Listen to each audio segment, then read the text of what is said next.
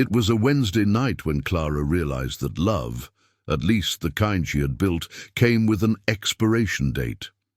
Not because it faded, but because someone had been managing it like a bank account. The clock on the kitchen wall read 10:47 p.m. when her computer pinged an email, subject line, loan confirmation. She frowned. She hadn't bought anything, but the name on the screen was hers, written in bold, black letters, Clara Martins de Almeida. Amount $248,000, collateral, joint apartment, and below a familiar name, Rafael Almeida, listed as co-signer. Then came the line that made her stomach twist, approved for personal investment. Personal investment. She read it again and again, as if repetition would make it make sense. But what she saw was the first visible crack in something that had been rotting for years. He was an architect. Clara met Rafael charming, in 2013, deliberate, the kind of man who spoke slowly, so every word sounded intentional. She was an economist, disciplined, careful, grounded. During their engagement, he would say it all the time, like a vow. Our money is one. What's mine is yours. Back then, it sounded romantic. Now it sounded like a contract she'd never signed. The first few years were fine. Dinners, plans, laughter, shared dreams. But by year 3, his words started to cost her something. Rafael lost a big client, and suddenly every bill in the house came out of her account. Clara told herself it was temporary. That's what responsible people do, right? They help. But temporary turned into a pattern, and us turned into something that really meant her. That email was the beginning of the end, and, though she didn't know it yet, the start of her freedom. She went to the filing cabinet to check her records. Some papers were missing. The car registration, the apartment deed, the household expense spreadsheets she'd kept religiously. Her heart began to pound. Rafael was in his home office, as usual, working. She stood in the doorway. "Rafa, what's this loan in my name?" He didn't look up. "What loan?" She turned the laptop toward him. The screen reflected both of them, and the lie sitting between them. "This," she said. He sighed, leaning back. "Oh, it's for a project I'm doing with a friend, nothing major." "In my name," he smiled, a lazy, practiced smile. "You're my wife, Clara. What difference does it make?" It made all the difference.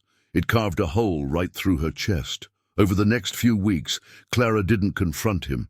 She watched. Every work trip became a late-night disappearance. Every receipt looked more like a cover story.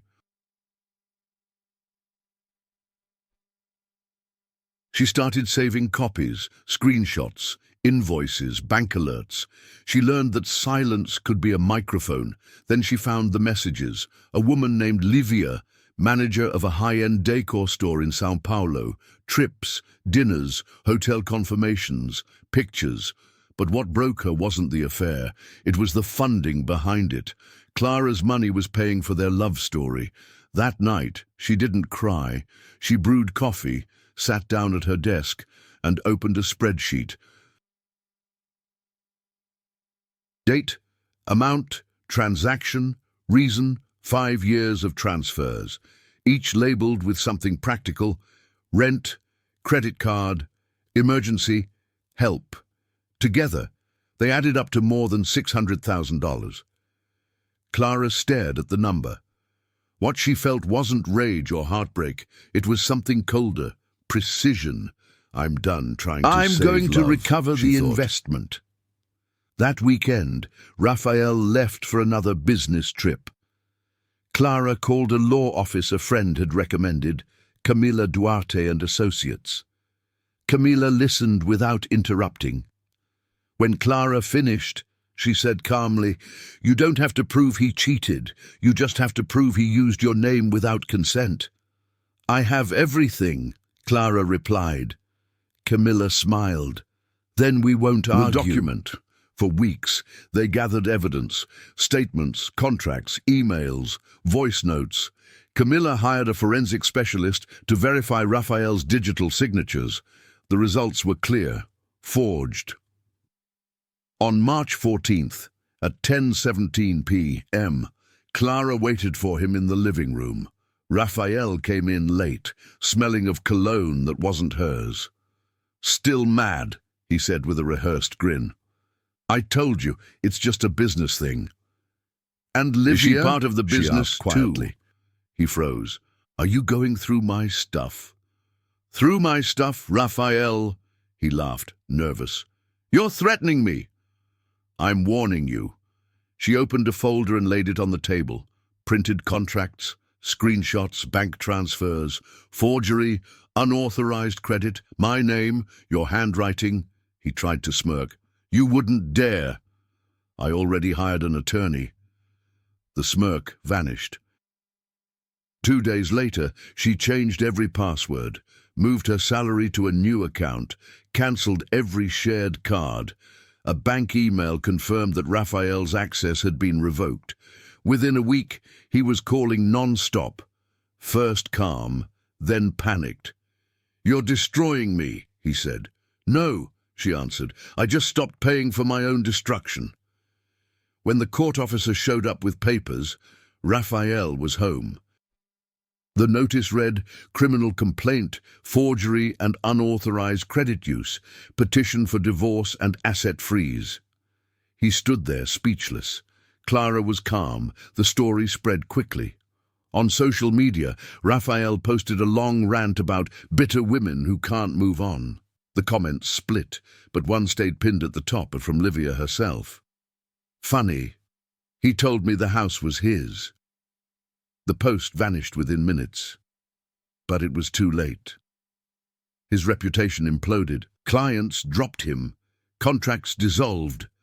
Clara stayed quiet and lighter. 6 months later, in court, Raphael tried to defend himself. "I did it for us. She knew." Camilla rose, document in hand. "So you admit to signing her name?" Silence. The judge looked up. "Mr. Almeida, do you understand the legal consequences of that?" He swallowed hard. "I just wanted to maintain her lifestyle." Clara smiled, the smallest, calmest smile of her life. When it was over, the judge ruled, "All assets remain under the petitioner's name. Full restitution of misused funds is ordered." Camilla leaned over and whispered, "What he said was yours. Is finally yours again." Clara sold the apartment, bought a smaller place near a quiet park, a balcony, sunlight, peace. She dropped the surname Almeida and kept only her own.